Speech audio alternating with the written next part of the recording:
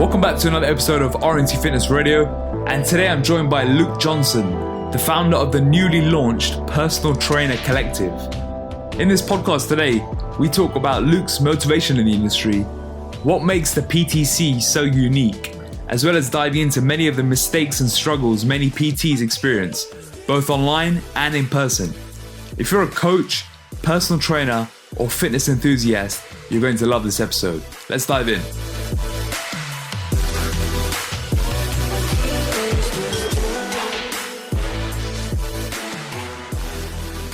So where are you today? You in the office or?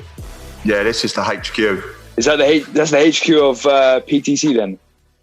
PTC, basically, co-owned Denovo, which is a supplement company in the States. So I basically just run everything out of here. And then we have like the videographers normally in and then whoever else comes in.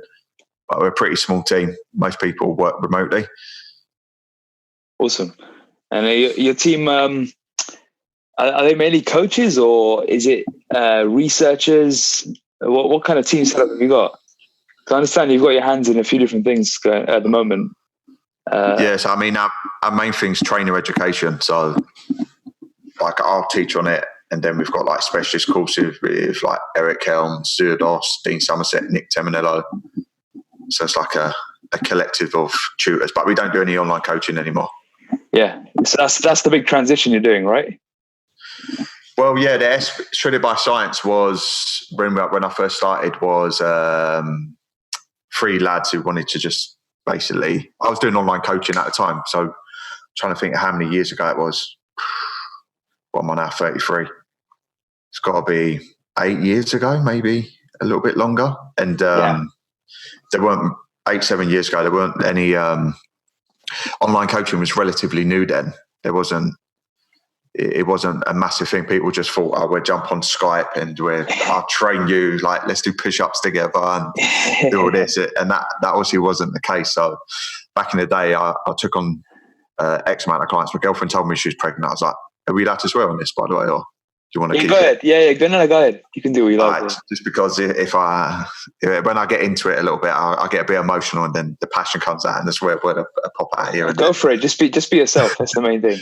Yeah, it was mainly when the girlfriend told me she was pregnant. I was like, oh shit. I was living at home with mummy and daddy. I was a college lecturer, so I was getting paid at the time probably about 30 grand.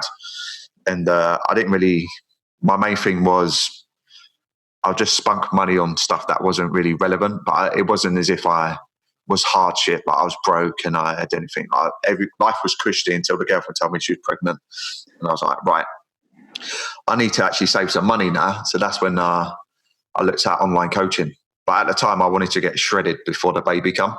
So I thought when he turns up, it's going to be hard work trying to become a new dad. Focus on your own training, nutrition, running, like working as a lecturer, trying to run your own online coaching business. So when she told me she was pregnant, I started online coaching pretty much. I wanted to get shredded. I'd done like a 10-week body transformation. Posted at the time, that's when Twitter was a thing. I mean, Twitter's still a thing because obviously with Denovo now, we've got Gamer Focus, which is a sub-brand of Anitropic, which is Utopia. It's exactly the same product. We just rebranded it. And now has its own social media presence, but gamers, Twitter's still the main platform for gamers. But back in the day when Twitter was a thing for fitness pros, I put up a picture and people was like, can you train me? And I was like, well, no, I can't train you in person because I've got to teach 40 hours a week at a college. I was teaching the level 2, level 3, like PT qualifications. And I managed to save like 16, 17 grand in 9 months from doing some online coaching, being a little bit better with my money from my salary.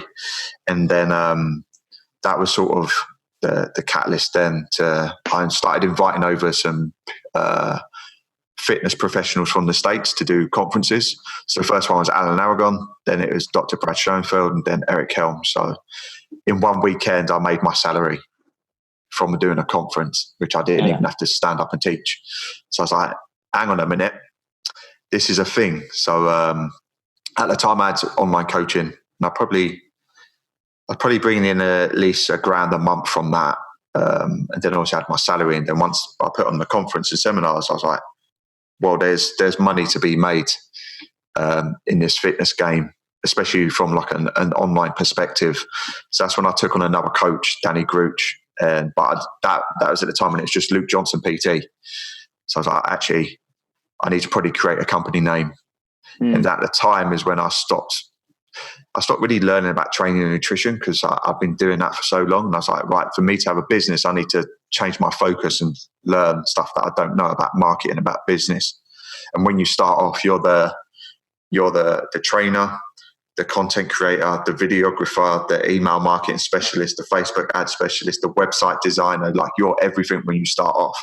So like, YouTube's your best friend, and you're pretty much going how to email market, how to Facebook ad, how to start up a WordPress website. So that was when I created Shredded by Science. What I learned was young dudes who already knew how to lift, who were on their phones all the time, would like tracking their nutrition. Those were the people I was getting really good results with. So at the time I was like, right, I need to market like a magnet. I need to appeal to the people that I get good results with and who I enjoy working with, and repel those which I didn't really get on well. I suppose females, when I was doing in-person like boot camps and PT, females was my avatar. That was my target audience. And I really enjoyed that. But from an online perspective, the person needs to be already know how to lift, because you're obviously not there with them at the time, looking at their form and stuff like that. I mean, you can get videos and analyze that, but they needed to be motivated, and they need to have a good understanding of training and nutrition, because it's hard to coach that from an online perspective. In person, it's easier. But when it comes to like creating online coaching systems as well, it meant that you could pretty much create this system specialized for this type of target audience, where you didn't have to change it all the time because you took on this client that was like a newbie who didn't even know what the difference between the carb, fat and protein was. So that's when we created Shredded by Science. 3 coaches, then went into 12 coaches. So then that's when I created the SBS Academy, which was the personal trainer qualification you wish you had, but you never had the opportunity, because this qualification didn't give a fuck about the Eat World food plate. Didn't care if you're male and saying you need to have 2,500 calories, and you're female, you need to have 2,000 calories.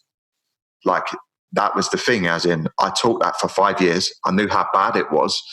And I was like, right, now I need to get that 60, 70% of the money rather than the trainer doing it. So then that's when I created the SBS Academy, which was the online course. And since September 2015 to September 2018, we've had over 1,000 students enroll from over 45 different countries. And that was the turning point for the business. That's when the business and I was making money. Yeah, that sounds like a good journey you've been on. And I'm assuming before that, you were a personal trainer on the gym floor while you were doing college education, or was that before your college education? Yes. When I was younger, all my mates were getting jobs in like retail, and I was like, fuck that, I'm not getting a job in retail. I'm not doing that. Like, at the time, even from a young age, your parents would be like, what do you want to do when you're older, Luke? Like, what do you want to do for a job? And I was like, I don't know. I just like sport. At the time, when I was younger, I'd done karate, so I competed at like international level for karate, English karate champion in Kumite, broke my wrist in the semi-finals, won the finals. So like, but I was like the high level of like karate with that, and I'm competitive, so that was my thing. But then as you get older, you start losing interest in something. I'd done that just before I was 6. And then when I was 16, that's when I like stopped it properly, after I won the English Karate Championship. And I started playing basketball. And all I knew was I didn't know what I wanted to do, but I really enjoyed sport. I really enjoyed competition. And then when I started doing my A-level PE, and then I was learning more about anatomy and physiology, and then got into fitness, started training. And that's when you sort of get the fitness bug, where you're like, actually, this is cool. Like, what career can I do in this field where I can stay within like personal training and fitness? So the next route was obviously a sports science degree. And as I was doing my sports science degree, the ex-girlfriend at the time's mum was like a gym freak, or gym bunny, or whatever title you want to give them. I was like, and she was friends with the manager at Bannatyne's Gym, Grove Park. And I said to her, can you, what qualification do I need to be able to train, like be able to work in a gym? So she asked him, and it's like, right, you need a level 2 fitness instructor qualification. I was like, cool. Let me have a little Google search, CYQ come up. And it was like a 2-week intensive course, 700 and something pound. And I was like, cool, student loan onto that. I'd done a 2-week intensive course, got that qualification, and then I started, and then I contacted the gym manager of Bannatyne's Gym because it wasn't far from me, and she already had sort of that asked, my son-in-law, obviously it didn't work out, so that shit didn't go down, do you know what I mean? But at the time she was like, he's interested in becoming a personal trainer or like working in the gym, a gym instructor. So they already knew that I had that connection there. Sent in my CV as you do, didn't hear nothing, followed up, gym manager Karen Baker, bless her. She had a lot on her plate, so like in the end had the interview, got the job, and then I started working like a Saturday while I was at university, and I maybe done a few other days when I had the time. And then when I finished my degree, I was like, okay, I actually wanted to be, what did I want to do first? I wanted to be a secondary PE teacher. So I'd done my sports science degree at Greenwich University, got a 2-1, and I applied, and they rejected me. I was like, what the hell? I'm like, it's not as if I like got a 3rd or a 2-2 or whatever. I'm like, I've done a sports science degree, and there was other degrees like sport and PE, which everyone looked at them as like the lesser version of a sports science degree. That's how it was perceived back in the day.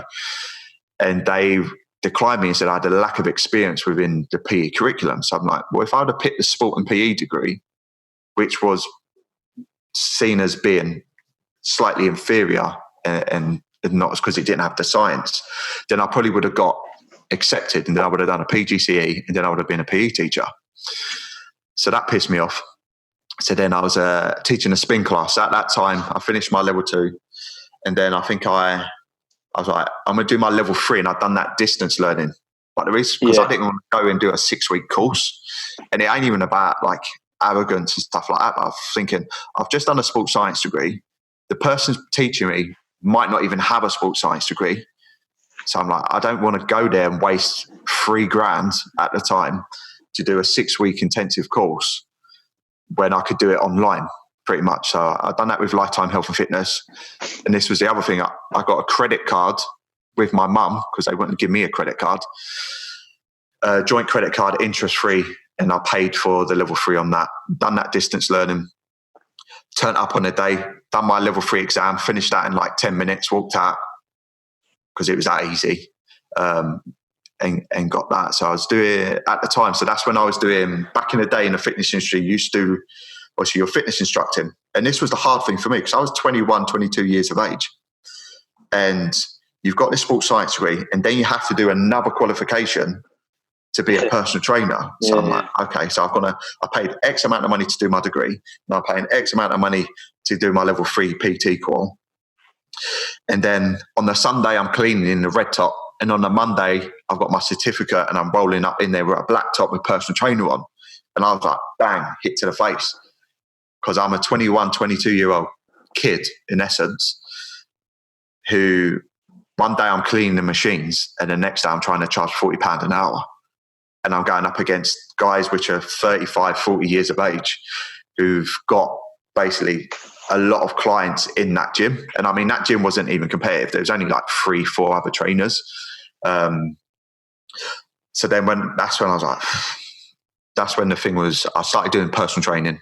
But I'll be honest with you, I was shit. And it wasn't shit in regards to knowledge, in regards to training and nutrition, even though when I look back, it was pretty poor back then. It's more so not knowing about talking to people on the gym floor, having that confidence that someone who's been there, done that, who's been doing it for 10 years would have. So there's certain things you can learn, and there's certain things you can learn stuff quickly, but you can't make the years go away quicker and gain that experience. So it's one of that things where I knew that level 2, level 3 didn't prep me enough. So when I got that qualification, I was able to then go and execute and be a successful personal trainer. So I was doing some personal training, but at the time it was more like 20-20. So you do like 20 hours gym instructing that you'll get a salary for, and then you would have 20 hours to do personal training. So I was doing that and I didn't like it. I was like, people want me to train them before they work and when they're on their lunch break and when they finish work. So I didn't like it. So I knew early on that I didn't even want to pursue that path to going down. Like I could have pursued that path and gone down like longer and then become successful. It would have taken me a lot longer, but I could have done it. But I didn't like it because it didn't fit my lifestyle. It didn't fit the way I didn't want to be my time predicated on other people's time. That's just not me. Other people and other trainers need to know that when you're starting off, you pretty much will train anyone at any time, at any place, because you've just made this leap. You just invested $3,000 to this qualification and you're like, crap, I want to make this to work. Because even when you look at the stats, 70% of personal trainers become personal trainers because they have a passion for fitness. Yeah. But that's why I think sometimes, and then 90% of personal trainers fail within a year because of reasons like that. And because of what qualifications are out there, they're not good enough. They teach you the bare basics, but they don't teach you about that real world experience, the stuff you need to actually be successful, because 80% of personal trainers are self-employed. So pretty much you're now running your own business. So you've gone from probably a structured job where you go to the office, you have meetings here, you do what you need to do, you finish at 5 o'clock and you go home. And then you're going into this world of, I'm self-employed, I have all this freedom, I can do what I want, when I want. And then it's like, bang, bang, bang. Not even a slap on your face. You're getting an absolute beating where you're like, oh shit, this is a lot harder than I thought it would be. When I saw them adverts and it's like, oh, you can earn $50,000 a year, or you can charge in London, you can charge over £100 per hour. And I'm like, yeah, you could.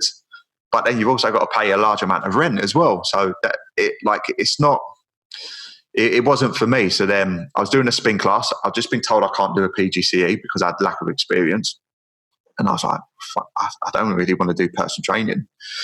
And one of the guys who done my spin class, he worked at Lewisham College. And he goes, why don't you become an FE teacher? And I'm like, what the fuck is an FE teacher? And he's like, further education, like college. I'm like, oh, what do I need to teach them? And he's like, well, you can teach them like the fitness side. So you can do like level 2, level 3, like the qualification you just did. You can teach that. And I'm like, all right, yeah, that might be good. Because even the secondary, like I done some work experience at secondary school. They have an hour lesson.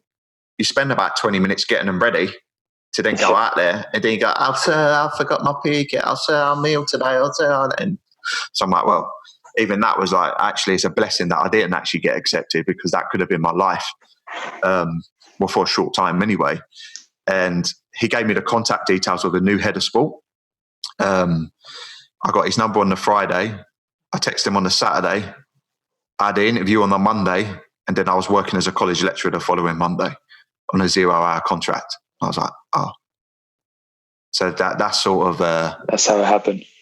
That was the path. So this all happened, obviously, before I started Shredded by Science. So we sort of gone, boom, to go back.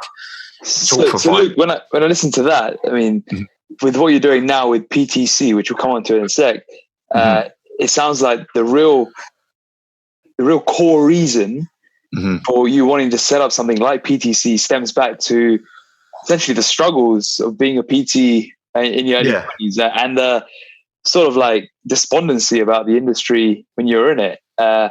And we all know it's glamorized to be something, but when you're actually in the reality of being a PT is 5 a.m, you're out the house, 10 p.m, you're back in, and your life is controlled by other people, and you have no real idea of what's happening outside of the PT hour with regards to what you just said, like the admin, the business side of things. So is that the real core reason for you setting up PTC, that frustration that you've had all these years, and now you've got a platform to essentially put out there for trainers to learn the whole package? Yeah, I suppose it's one of those where you scratch your own itch, where you're like, actually, and I think it's a combination, obviously, remembering how it was when I just got that, because that's like level 2, level 3, like it's not great. Like that's why I created the SPS Academy, which is now obviously the PTC, because when I'd done it, and I had a sports science degree, so it wasn't as if I just had a level 2, level 3. I actually had forever education, a degree, and even I didn't feel confident and comfortable to be I say it's like you're chucking them into a lion's den. And a lot of training providers, they take your money, they get you through the qualification, which is pretty easy to get through, and they give you a certificate, and then that's it. There's no aftercare. There's no, like, they don't care. It's like a manufacturing plant. Put it in, car starts here, pay the money, pass your level 2, pass your level 3, certificate, off you go. You're out there now in the real world, and it's all down to you. So there was nothing there. And then another thing was, I think you could either moan about something or you can actually do something about it. And I just and so I've got it from both angles. I've had it from a learner perspective and trying to become a successful personal trainer. And then I've had it from a lecturer's level where I'm teaching the standards which are set by the government, the National Occupational Standards. And there's not much we can do about that. You can add a little bit here and there. But if the exam's going to say a female needs 2,000 calories, then that's what I need to teach you. So when I found myself when I was teaching to say, this is what you're going to need to learn for your exam. But after that, forget about it because it's nonsense. This is what you should really know. And that's when we created obviously the SBS Academy and now PTC, because the training education out there for trainers is just not good enough. And that's why we had been so successful without even being nationally recognised. So now we're in a position now with a PTC, obviously we rebranded, and now we do the level 2, level 3. But my thing is, the reason why we're doing that was because, the last few intakes, we teamed up with another training provider. So we basically said, when you sign up to the SBS Academy, what you need to do is ring up this company, give them this coupon code and you'll get it discounted. But then what we was doing was we was just giving business away. Yeah. And it's one of those things where I was stubborn because I've had bad experience with level 2, level 3. So I didn't want to do that. Like for 4 or 5 years, I was like, no, we're not nationally recognised. I don't care. You're not going to get any CPD points. What you're going to do is learn the stuff that you need to learn, and actually gives you like points from a little crappy kettlebells on a stability ball level 29 doesn't equate to you being a successful personal trainer and making money. So for me, it was never about the CPD points. And I think when you're new to the industry, you're like, is it recognised? Do you get any points, CPD points? Or in the States, do you get any CEUs? And the answer was always no. So what I've done now is obviously with the PTC, we've gone via Active IQ, and I'm teaching a level 2, level 3. But what we're doing now is you get additional learning on top of that. So it's not as if you come in and you can just do a level 2, level 3, and then we send you off. It's like, no. You do the level 2, level 3 because it does have some good elements to it, and like basics like anatomy and physiology that we never taught prior, because when I created the SBS Academy, it was taking into account you already had your level 2, level 3. So now there's some good aspects to it, but we've also said, well, we're not just going to give you that, because then we're no better off than these other training providers who just give you that and then send you off. We're like, no, do your level 2, level 3 because it gives you more job opportunities, especially working in like chain gyms. But then we've created PT Core. So then we go into like the practical applications of training, nutrition, consultation process, like upper body and lower body progressions and progressions. Not, this is the chest press and this works your pectoralis major, your anterior deltoid and triceps. Now let me give you a silent demonstration. Like that's how it was back in the day when you used to teach level 2, level 3. And it didn't take into account the individual. So now what we're doing is level 2, level 3, because I'm coming after them training providers. I'm putting them out of business. That's my aim now. Are you targeting only people that are looking to get qualified? We're targeting everyone in regards to. So beforehand, we only had it. The SBS Academy was only all online, and it was aimed at those that had the level 2, level 3 already. It was more like an upskilling. Yeah. And when we had the academy, we had module 2, which was coaching physique athletes and coaching powerlifters. So when I was designing it, I was looking at what do successful personal trainers, what's like the meta for successful personal trainers? And you'd start off with coaching anyone, because we know that's what you need to do when you start off. Like everyone gets into it and it's like, I want to be a personal trainer because I want to train celebs, or I want to be a personal trainer and then I want to do S&C with like sports teams. And you're like, okay, how many Premiership football teams are there? How many S&C jobs do you have in the Premiership? for being a strength and conditioning coach for, say, Chelsea, Arsenal and stuff like that. And then you're like, oh yeah. So let's be real here. The people you're going to train are probably just going to be normal people who just want to lose some weight or get a little bit stronger or put on a bit of muscle mass. Like that's the real truth when you're looking at becoming a personal trainer. They're the types of people you work with. Working with celebs, I mean, it sounds good, but saying I'm a celeb personal trainer, but the chances of that happening are going to be very slim. And then what you'll find is people start off coaching Gen Pop people, and then they might become a specialist. They might start specializing in working with a type of client that they probably work with, get on really well with, and get good results. And so whether that's physique athletes, whether that's power lifters, whether that's clients with obesity, and they get some really great transformations and they really learn about the processes and the intricate details on how you coach that type of client. And then also module 4 previously is looking at more of the business and marketing side of things. So that's sort of the path that we took. But at the time, that's who we targeted, was like people that already had that, or even fitness enthusiasts. So we'd have about 30% of people do the SBS Academy because they followed us on social media and just wanted to learn more about training and nutrition so they could either incorporate that into their own day-to-day life. And some of them did want to become trainers. So now what I'm doing now with the PTC, like the name Shredded by Science didn't match what we was doing anymore. Like when we started off, 3 guys trying to get young dudes shredded, it made sense. Like if I say to a 55-year-old female, what does the term shredded mean? They're not going to say like someone being absolute diced and like that type of shreddedness. So what worked then doesn't work now. Like the business model changed. And I mean, it was a massive, it still is, because there's so much uncertainty in regards to, with the academy, we were getting 185 people sign up every 6 months for the last 3-4 years. And that's a lot of money because on average, they're paying over $1,000. So then for me to make, I'd always wanted to change the name and try and fit it to what we were doing. And it was always trying to find that right time.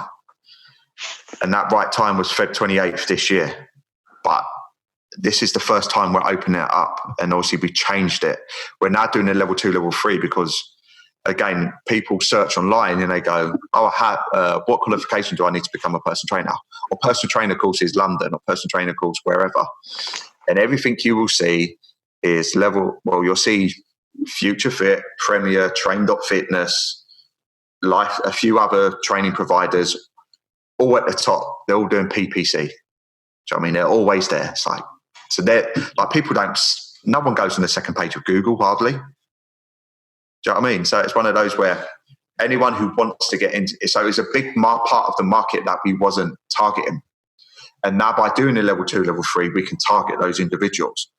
And we can make sure that we don't just give them what they were going to get, and now they get everything else that's going to give them every chance of succeeding. So now you're targeting the ones that want to become trainers and get qualified, the ones that are in the early stages, and the ones that are looking for continuing education. So you're kind of essentially covering the whole trainer journey from before they even begin to years into it. And you're covering every aspect of it. Because everyone... That's a beautiful thing, though. Everyone who becomes a personal trainer is a fitness enthusiast. They start learning more. You hear it so many times, fitness found me. Fitness impacted my life. I now want to become a personal trainer. So even before, we can pitch, our content's pitched at a good level. It's like we put out content as higher, like a higher level, but then we put out stuff like at a lower level where people that even are not personal trainers at the moment will still be able to read that post, watch that video and get value from it. So that's a beautiful thing where we can I want to be like that fitness ecosystem where we get you educated. So from that, I want to be a personal trainer. So where before they would go to these other training providers and not us because we weren't nationally recognized, we're now playing that game. And I'll tell you, so when you look at these other training providers, they don't know how to social media market. Like Premier Training, probably the biggest in the UK anyway. They got 5,000 Instagram followers. We got 95,000. So what they do is very SEO, PPC. That's their game. Do you know what I mean? If they're on Instagram, all they do is put up a shitty little photo with a little quote. Like, we're actually putting out free, valuable content on a daily, every single day. So I'm like, as soon as now I'm coming into your game, it's going to be game over, because I know they're very, when I say traditional, it's like they've not modernized. They've not modernized. No, they do the same old shit. They changed their model slightly. They start doing like online coaching, like online delivery, but they're still very much set in their ways, as in, we're going to cold call people, or we're going to capture an email and a phone number, and then we're going to ring you up and sell you onto our level 302 calls, where it's going to be amazing. And all it is just £4,000, or normally, but you can get for $2,999. So I'm like, that way of market, they're very old school thinking, where we're very new school. And now what we can do is get them from that day one and make sure that it's not a 90% failure rate, because that's what it is in essence. Because it's not just the training providers, it's when they get out there into the gym and the different business models. So we've just linked up with Pure Gym, where every one of our trainers, which do the level 2, level 3, will go on their trainer journey, which means meet the manager. They do their own education with the guys. They do gym floor experience. They then get a guaranteed job interview. And I mean, Pure have 2,700 personal trainers. They have over 240 gyms. They have 1.2 million members, and they're dominating the UK scene. And then I think they're looking to get into the US market now as well. So it's not just here's the manual, take the exams. It's so much more than that for someone to be successful. And it's having that, and I'm really pleased that we've got that partnership with Pure Gym, where we can not only educate them and qualify them, but give them a route and a journey to help them succeed. Because it's like when you drive, you learn, you drive, you pass your test, and you're like, oh shit, now I ain't got someone next to me with the pedals to stop me from crashing. Now I've got to go and drive on my own, on the motorway, when it's raining, when it's snowing, and it's sort of like you need your training wheels. And that's why we teamed up with Pure Gym to help that process of being in that real world experience, because it's that's why personal trainers fail, because they're not given that aftercare or on how they can actually make it, or they're chucked in and they go to a gym and it's like, you need to pay £500 rent a month. And you're like, fuck, I ain't got no clients.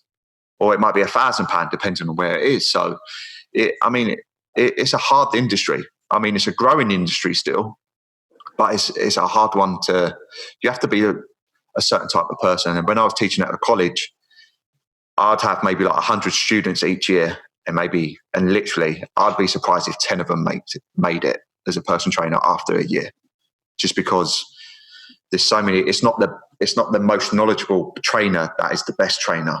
For me, as long as that person's got the intelligence to be able to learn about training and nutrition, it's the personality, it's their interpersonal skills, it's being able to talk to this type of client in a way that's different to this type of client. So I'm talking to Gladys now, who's 83 years of age, and I'm not going, yes, Gladys, girl, what's up? Do you know what I mean? I'm talking, I'll be like, oh, how's the grandkids?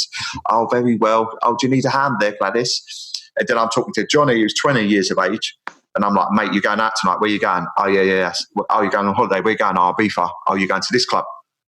And that's the thing that is quite, it's like a natural ability where it's innate. So it's you can learn it to a certain degree, but the best personal trainers for me are the ones that have that communication, have the confidence to be able to go and talk to a wide variety of people, and not just like that academic person who's like, oh, what's the next research study coming out? Oh. Do you know what I mean? There's so many. I want people like that. I want people that people to just get on with people. Like, you put them in a room and they're going to talk to anyone, and they can talk at different levels, different types of people. They're the people that, there's some core characteristics, and like people with good emotional intelligence. They're the types of people that make good trainers, because you do other stuff. So I was going to ask, the growth at the moment is, so you got all these PTs, but right now there's a lot of growing. There's a growing population of people that want to become online PTs or online coaches. How important is it for online coaches, online PTs to have done time and miles on the gym floor? I'll go back and forward on this because there are similarities, but then there's a lot of differences as well. Good. So, I mean, if we look at, for me, and it depends how you do it as well. Do you know what I mean? Online coaching. Are you going to be sending like a little shitty guide with a Facebook group? Then that's not really online coaching. That's online. Let's assume one-to-one. Yeah. One-to-one. I definitely think like the interpersonal skills definitely need to translate over. I definitely think people should get experience of coaching people in person because it's invaluable. Because you'll just learn a lot quicker. And so my advice would be to people is train as many different types of, when you first qualify, train as many different types of people as you can, with different goals, different heights, genders, like as many, because that basically fast tracks your learning. And that's what you can get. That's what you get on the gym floor. I mean, you work on it in a chain gym, you got all different types of clients, all different types of members. And there's certain skills that you'll need to learn on the job. So I definitely think it's important. However, everyone wants to be an online coach. And let's be honest, you're like an accountant, but the numbers you're looking at are macros and training volumes and performances rather than profit and loss. Because with online coaching, you're doing training plans, you're doing spreadsheets. So it's like if you're a technophobe, and I've had it all the time, like with SBS, we had some pretty decent, we had decent, efficient systems. Like we went from Dropbox to G Sheets back to Dropbox. We had the online consultation process, the Skype call, the booking in, the payment monthly to coming out to when, like making sure that systems were in place. So like this client needs a new program this week, so nothing was dropped. But so you do need to be comfortable with not actually having that socializing aspect, and you are pretty much like working on spreadsheets. It's like an office job. So it's a weird one. So I definitely think there needs to be skills that you need that translate over. But then there's other skills like being able to manage your own time, managing clients, and being sort of tech savvy enough to know how to do spreadsheets. And when I first started online coaching, it probably take me 6 to 8 hours to do a startup plan for someone. So I pretty much write shit from scratch. And I was like, what the fuck am I doing? I'm just rewriting stuff. Like the principles are the principles. And then in the end with our systems, if a client signed up, even including their training plan, etc., it'd probably take me 40 minutes because you've got those systems there. And that's the thing with online coaching, you spend a lot longer in creating those systems on those spreadsheets, so you can put people's stats in. It can churn out some estimated macros to create different training plan templates where you can tweak rather than starting from scratch, and having tracking sheets that people fill out and you can check them, and having those systems in place. So they take quite a bit of time to set up, but they save you a hell of a lot of time once you're going, rather than doing everything with an actual calculator going, oh, your body weight's that, on the times that by 2, and that's your protein. Do you know what I mean? So you definitely have the agreement that there should be some time and miles there just to gain that experience and interpersonal skills, know how different body types work, be able to efficiently queue online, etc. And then should you want to take that route, go for it. Yeah, I also think you don't need to do that as well. Yeah. I'd say most of the people, successful online coaches, probably have that in-person element to it. But I'm sure there's people out there that are just fucking absolute like programming geeks who can just look at spreadsheets, tweak numbers. And it's having that with online, you still need to have that conversation with that client, whether it's via email, whether it's a monthly Skype or whatever it is. There still needs to be those skills of that emotional intelligence where you're able to. I think that's huge, yeah. Yeah, because otherwise you're an online consultant. Yeah.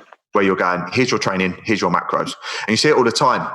So we had Eric Helms on the Q&A, and he was like, one thing that annoys him is that you have like all these online coaches and you'll see them being like, online macro coach. I'm like, what the fuck is an online macro coach? So you're telling me you're just setting me macros and you're tweaking my macros. That's not a coach. Like the word coach, like if you think back of school days and you had like a good football coach or a PE teacher, for me, it was like a PE teacher, and they had an impact in your life. A coach should have an impact in your life. They should get to know you. They should know what strategies are going to work for you. And you can't get that from not having that communication. I mean, you can try and do it via email, but there's nothing like me and you could send through a question, I could answer it. You could send through like doing this podcast, you're asking questions, I'm answering them. So we can build that relationship a lot quicker, and you can get to know that person a lot quicker, and therefore you can program for them a lot better with that, and make decisions a lot more accurate and being efficient with those. But again, that's why. But then with online coaching as well, you need to. Quite a lot of the buzz thing at the moment is doing videos for every single client. That's what I see nowadays, yeah. And even I tried it before. And when I was doing my bodybuilding show, me and Eric Helms was prepping me. We would do a video each week. So I'd just do like a short little video and upload it. Yeah. And I'm like, there's good points and bad points to that. Now, the good points is you get that, oh, my coach is speaking to me. You know, and they're not really. They're speaking to a camera, and then you're watching it. The bad points is doing that scalable is fucking hard, especially if you've got shit internet.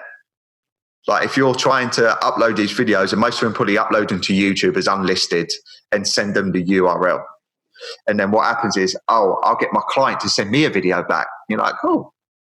And you've got this video and it's 4 or 5 minutes long, or you're a great coach. So you gave 10 fucking minutes of your time. Well done. You gave them 10 minutes of your time. And then what I do to the cons, I've just done a 10-minute video. I think it might have been 5 weeks ago, maybe 6 weeks ago. And I don't know exactly whereabouts in that video where I told you to change this. Yeah, it's bang on. There's good points and bad points. For me, videos should be used when they need to be used. However, if I've got spreadsheets and I'm tracking that data, and a client can just, if you're having that contact with them as well. And what we used to do is the first 4 weeks would be like an onboarding process. So I ask specific questions for specific answers. And then that sort of just helped us with that onboarding process. Then after a while, if you've got online coaching clients and they're people that are a good fit for online coaching, like what we discussed earlier, you don't need to do them a fucking video each week. Do you know what I mean? Do it when you say, like, there's a new training plan, their new training split or something there, and you say, right, there's a bodybuilding show and they're prepping. Then do it. But for me, I like to be able to go onto a spreadsheet, go exactly up and go, that's when I changed your macros, or that's when we implemented this, because it's easily found, it's trackable. A video isn't trackable. Like, I'd have to go back and try and remember when I said that. So I think a combination of both works. Yeah, time and place for everything, right? Yeah, and there's always context as well. And I'm like, okay, that's all well and good when you're starting out and you've got 5, 10 clients. Now you've got 50 clients. Do that 50 times a week. People think online coaching is easy. If you do it properly, it's not easy. And it ain't just going to be 5 minutes a week or a half hour a month. Could be, but you're probably not delivering a great service. Completely agree. Just to switch gears a bit and go into some of your own training and your own history in that area. You've obviously been in shape multiple times in the past. I know you're going on your own journey now and you're vlogging. Talk to the listeners here who are parents, they have young kids, they're business owners, or they have busy jobs. You've obviously been into really, really good shape in the past. What sort of tips are you giving? Would you give to people in similar situations to you? This is something that I know a lot of people can relate to, especially some of our listeners here. Yeah, it's fucking hard, I tell you. You have kids and young kids. So I've got a 1-year-old and it's coming up to 7-year-old, and I'd probably say don't beat yourself up. Don't look at these Instagram single lads or females who don't have kids, who don't have any stresses, who their business isn't a business.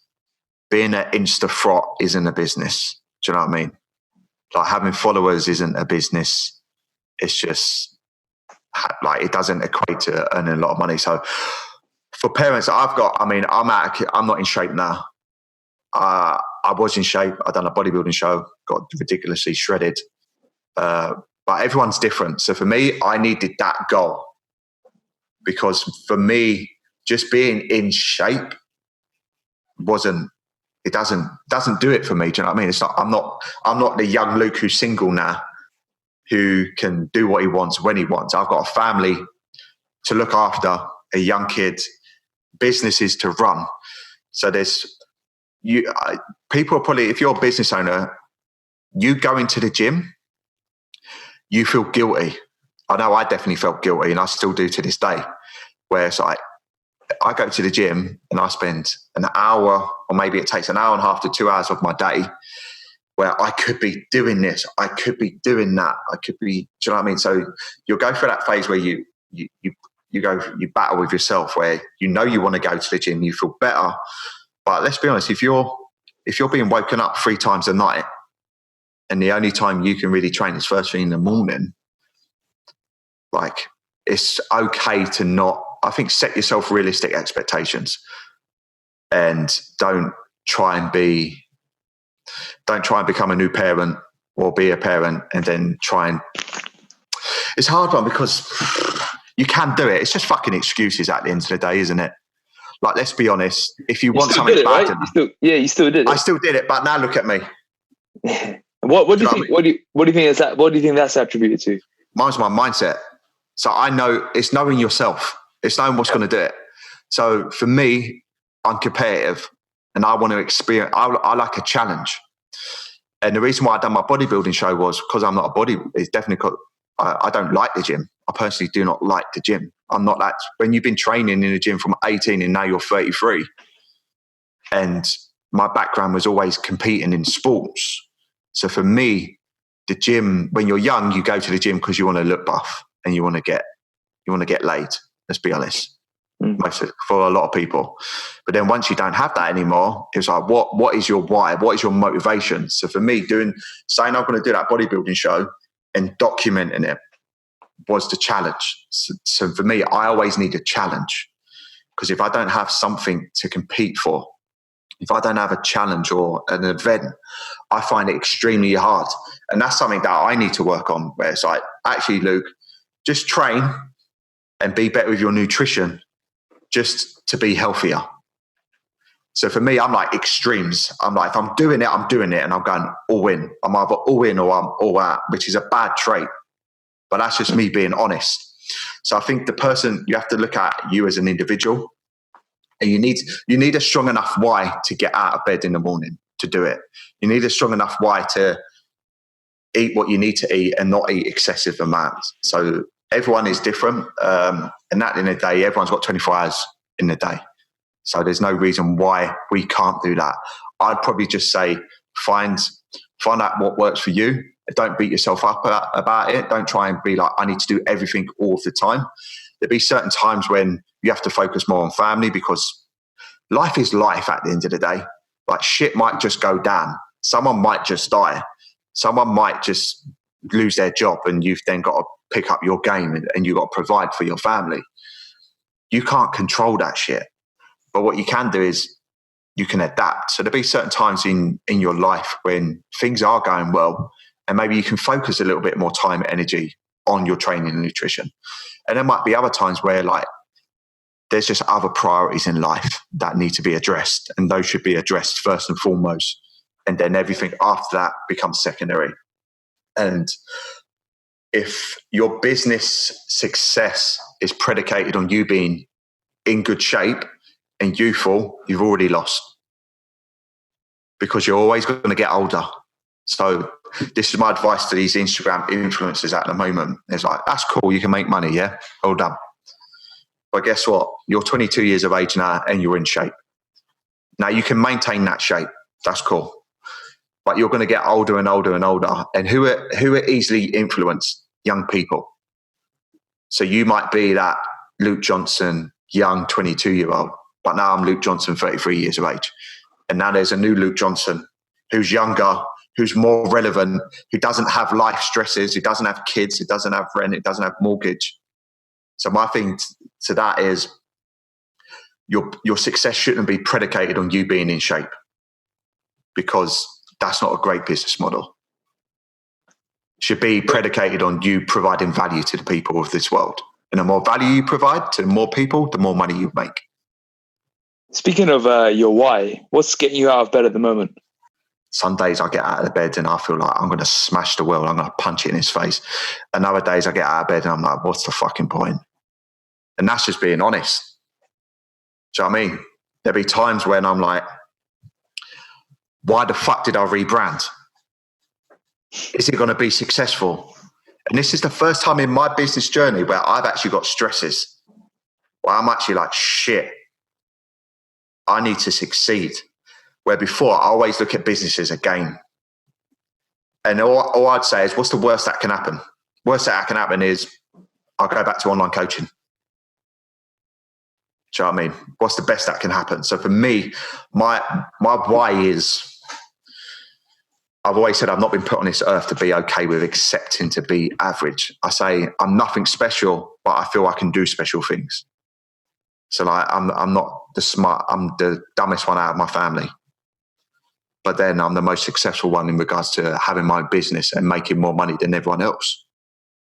So for me, the why is I'm always competitive. Like when I don't even like my son winning a race against me, but I'd have to give him like a big head start and I will run him down because I don't like to lose. So for me, it's knowing that I want to make a shit ton of money, but I don't want to, if I had the option of win and to make less money, I'd always pick that, because that's just me personally. So my why is to win at whatever I do and to go through the struggles and go through the doubt and come out the other end. And my why is my family. My why is so my dad doesn't have to work until he's dead as a painter and decorator, like until the day he dies. Like, I want to be in a position where I can be like, I'm taking care of my family. That's my why. But you will have times where you're just like, fucking hell.